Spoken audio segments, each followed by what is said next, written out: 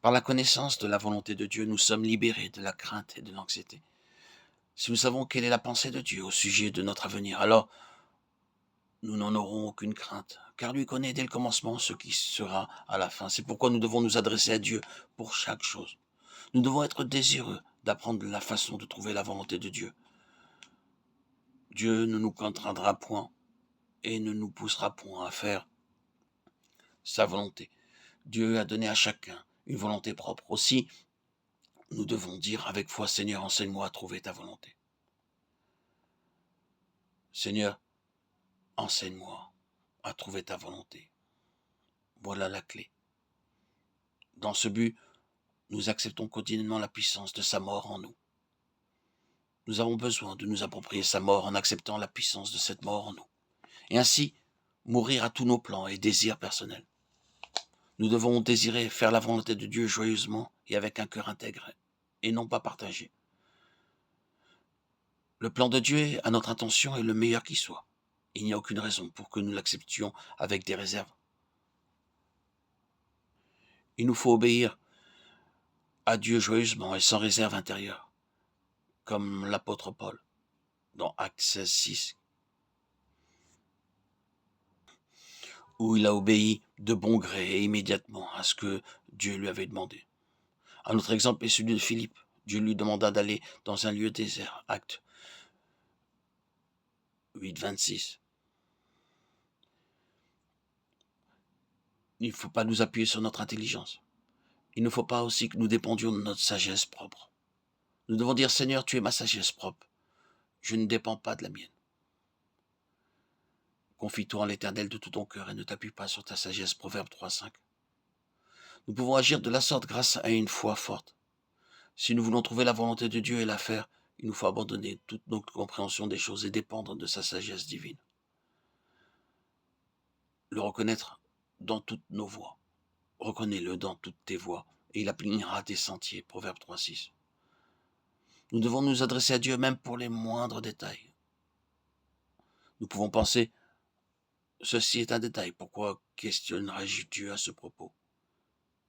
Cependant, ce verset dit que nous devons le reconnaître dans toutes nos voies, avant de faire quelques points projets, que ce soit des achats ou ventes, ou d'accomplir une autre tâche quelconque. Nous devons obtenir sa permission. Nous devons conserver notre corps dans la pureté, séparé de tout genre de péché. C'est ainsi qu'il sera acceptable, comme un sacrifice vivant.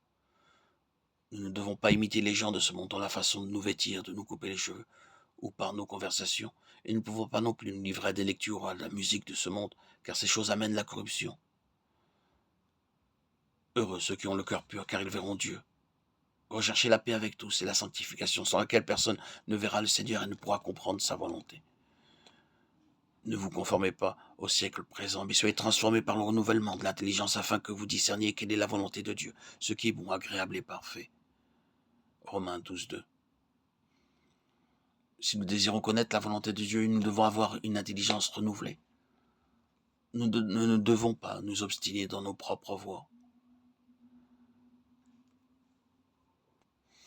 Vous rendre capable de toute bonne œuvre pour l'accomplissement de sa volonté, qu'il fasse en vous ce qui lui est agréable par Jésus-Christ, auquel soit la gloire au siècle des siècles. Amen. Hébreux 13, 21. Le nom de Dieu doit être hautement magnifié et glorifié par le moyen de l'œuvre ou de la question pour laquelle nous prions. Vous devez dire, Seigneur, je désire uniquement que ton nom soit magnifié dans cette affaire, que ce soit pour ta sainte gloire. Nous devons désirer la gloire de Dieu et non pas nos propres aises ou nous acquérir un titre ou une renommée.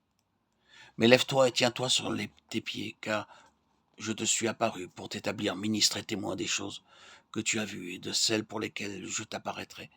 Je t'ai choisi du milieu de ce peuple et du milieu des païens vers qui je t'envoie, afin que tu leur ouvres les yeux, pour qu'ils passent des ténèbres à la lumière, de la puissance de Satan à Dieu, pour qu'ils reçoivent par la foi en moi le pardon des péchés et l'héritage avec les sanctifiés. En conséquence, roi Agrippa, je n'ai point résisté à la vision céleste. Acte 26, 16, 19. Lorsque Paul fut obéissant au plan et à la volonté de Dieu, il fut utilisé pour apporter la bénédiction à d'autres. Il devint un témoin de Dieu pour tous les peuples.